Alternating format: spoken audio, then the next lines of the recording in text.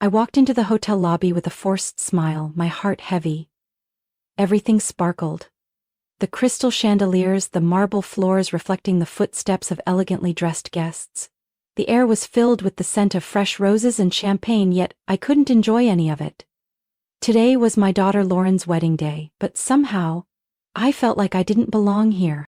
Stepping through the grand glass doors of the Astoria Grand Hotel, I tried to steady myself. I had spent my entire life raising Lauren, working endless hours at the hospital so she could pursue her dream of becoming a doctor. And today, the little girl I had once held in my arms was marrying the son of one of the wealthiest and most powerful families in the city, the Wellingtons. But the moment I stepped inside, that sense of not belonging became even more overwhelming. "Mom!" I heard my daughter's voice call out from across the lobby.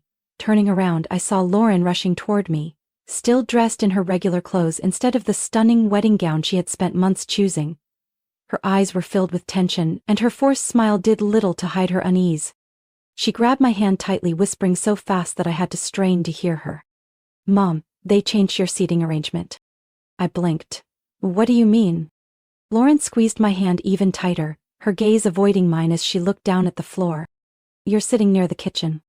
I could feel my heart beat slow, but I kept my expression neutral.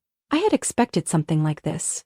Ever since I first met Margaret Wellington, Lauren's soon-to-be mother-in-law, I knew she saw me as nothing more than an inconvenience, a widowed nurse from a working-class background not prestigious enough to sit among their elite guests. Margaret said, "It's because of the camera setup and lighting," Lauren continued, her voice laced with discomfort. I let out a small, knowing smile, a poor excuse. No one places the mother of the bride near the kitchen for better lighting. This was intentional, a carefully planned humiliation. Before I could respond, a sharp, authoritative voice cut through our conversation. "Lauren, what are you doing down here? The makeup team has been waiting for you." I didn't need to look to know it was Margaret Wellington. She approached with slow, deliberate steps, her expensive cream-colored dress hugging her slender frame perfectly, heels clicking against the marble floor. Her neatly styled hair was swept into an elegant bun, and a string of luminous pearls adorned her neck. Her gray-mue eyes scanned over me with thinly veiled disdain. "Ah, you made it," she spoke with a practiced artificial smile.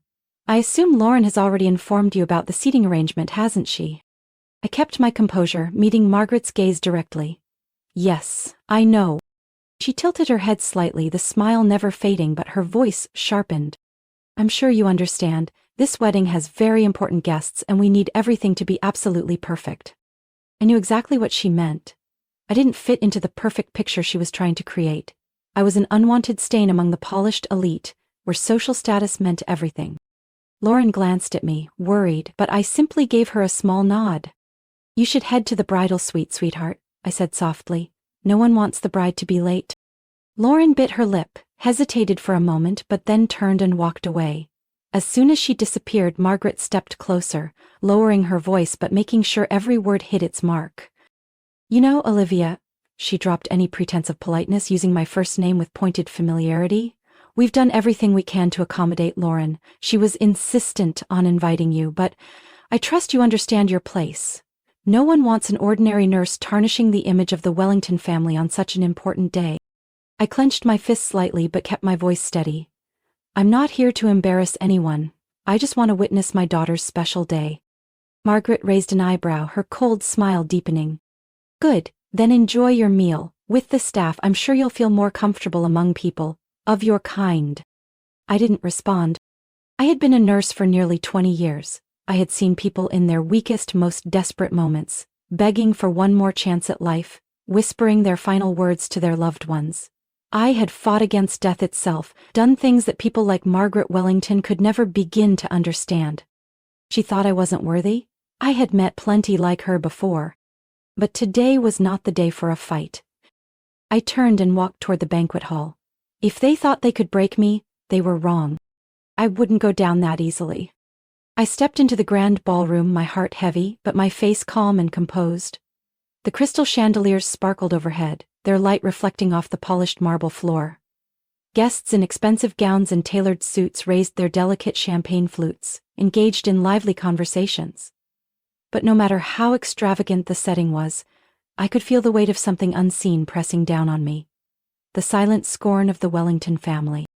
My seat was at the farthest corner of the room near the staff entrance, completely out of sight from the important guests. I sat down on a white silk-covered chair, across from a few hotel staff who were preparing trays of food. They cast me sympathetic glances, but I gave them a small nod, silently reassuring them that I was fine. I had endured enough humiliation for one lifetime. I glanced down at my phone, my fingers tightening around it unconsciously. A part of me told me to stay quiet, to endure this, to let everything pass peacefully for Lauren's sake, but another part reminded me of something more important. I had spent my entire life working tirelessly, saving countless lives, yet here I was, being treated like I didn't even deserve a place at my own daughter's wedding, simply because of where I came from. I took a deep breath and dialed a number. The call was answered almost immediately. Olivia? A familiar voice came through the line. Elliot Carter, CEO of Carter International, the company that owned the Astoria Grand Hotel. A powerful man, yet remarkably humble. I didn't waste time. Elliot, I need a favor. A brief silence, then a quiet chuckle. Tell me what you need. I told Elliot everything. How Margaret Wellington had treated me, how they had deliberately humiliated me in front of the entire guest list, how they had tried to push me to the sidelines on my own daughter's special day. I didn't need to exaggerate or embellish, the truth was bitter enough on its own. I heard Elliot's sigh on the other end. I hate people like that. Olivia, what do you want me to do? I looked around the ballroom. The event was still in full swing, guests still laughing and chatting, but I knew that within minutes everything was about to change. I smiled, my voice steady and certain. Elliot, I think it's time they realize they just insulted the wrong person. Just 20 minutes later, the grand doors of the ballroom swung open, and Elliot Carter strode in, his tall, commanding presence filling the space. His sudden arrival sent a chill through the entire room. Conversations halted and heads turned, confusion evident on many faces. Elliot Carter was not the kind of man who attended events like this without a reason. Like a reflex, Margaret Wellington quickly composed herself. She stepped forward, her lips curving into a carefully calculated smile. Elliot, she said with feigned warmth, what a pleasant surprise. I had no idea you'd be attending this event. But Elliot didn't look at Margaret. His eyes were fixed on me. He smiled, then turned to address the entire room, his voice clear and authoritative. Apologies for the interruption, but I'm here to make an important announcement. A hush fell over the ballroom. Every pair of eyes locked onto Elliot. Then, he turned to Margaret, his expression now devoid of any amusement. The Astoria Grand Hotel will no longer be hosting this event. Effective immediately, all of my staff will cease operations. His words landed like a bomb in the center of the ballroom. I watched as servers immediately set down their trays, chefs emerged from the kitchen, untying their aprons. Receptionists, bartenders, even the hotel manager all stopped working on the spot. Margaret's face drained of color. What? No, this isn't possible. Elliot turned his gaze on her, his voice calm but firm, carrying an unmistakable weight of authority. You really think I would continue to host an event where one of my most esteemed guests was openly humiliated on her own daughter's wedding day?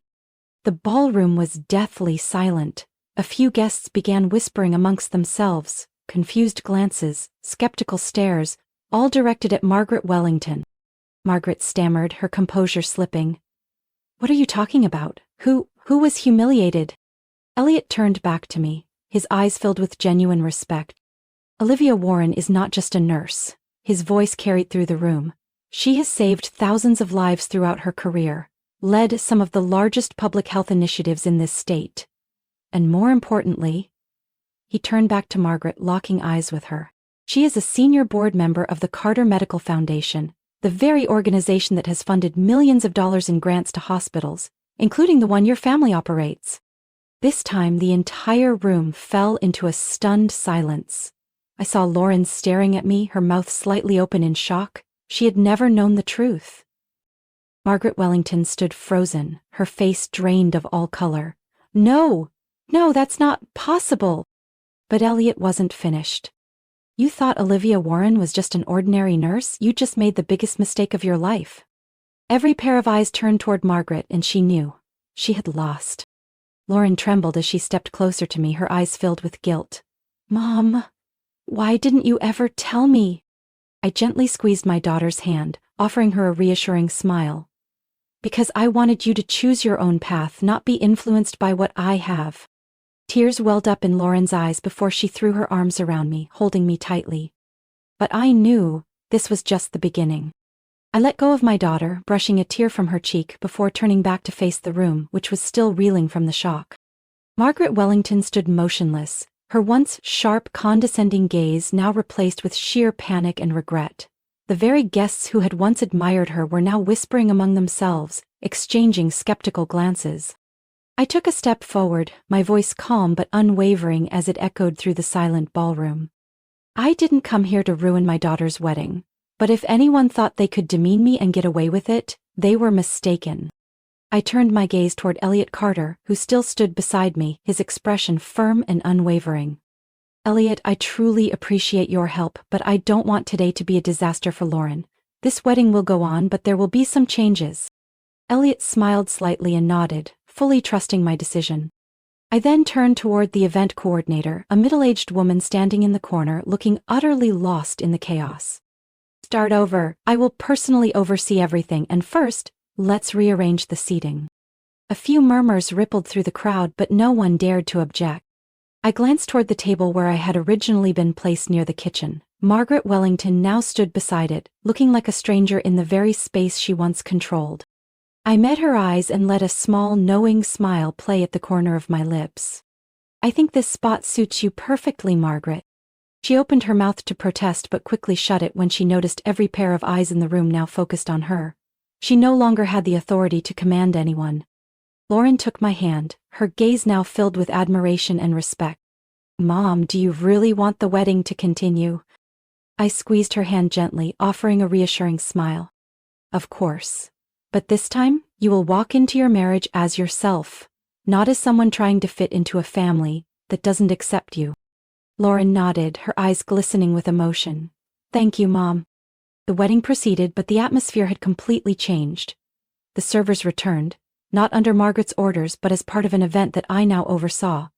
The guests, still somewhat unsettled, slowly began to accept that things would no longer go according to Margaret Wellington's plan. As the ceremony began, James the groom stepped onto the stage and took the microphone, his voice steady yet filled with emotion.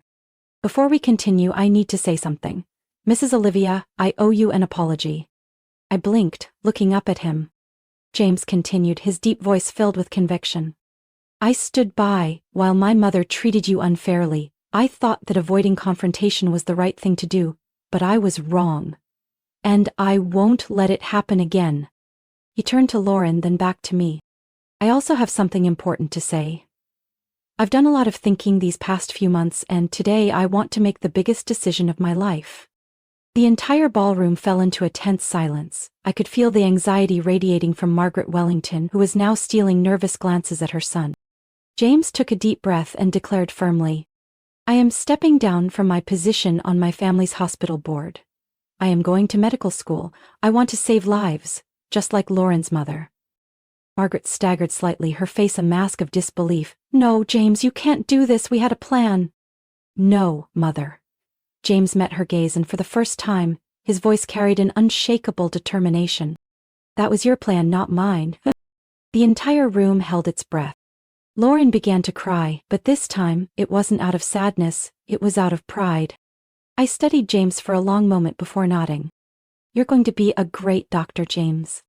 A smile slowly spread across his face the first time he looked truly at peace. As the wedding reception continued more smoothly than ever, an important guest arrived. Dr. Eleanor Hayes, the State Health Commissioner, a woman of immense influence in the field of public health. She walked toward me, her gaze sharp yet warm. Mrs. Olivia Warren, it's a pleasure to finally meet you in person. I smiled and shook her hand. Dr. Hayes, I'm quite surprised to see you here. She nodded. I'm here for a special reason. Everyone nearby, including Margaret Wellington, seemed to hold their breath.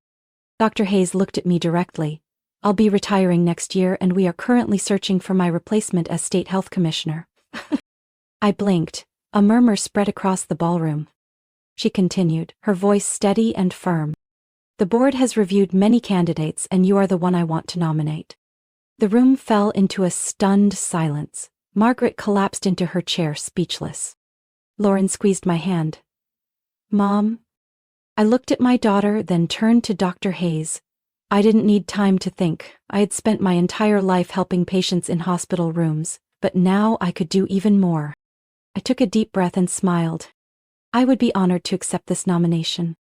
A round of applause erupted, but more than that, the proud look in Lauren's eyes meant everything to me. I didn't need revenge. The greatest victory wasn't about humiliating someone. It was about standing tall and proving your worth. Today I had done just that. Olivia's story isn't just about revenge. It's proof that true worth isn't measured by status or wealth, but by what we contribute and build. In reality, society is still full of class divisions and prejudices, but those with talent and perseverance will always find a way to prove themselves.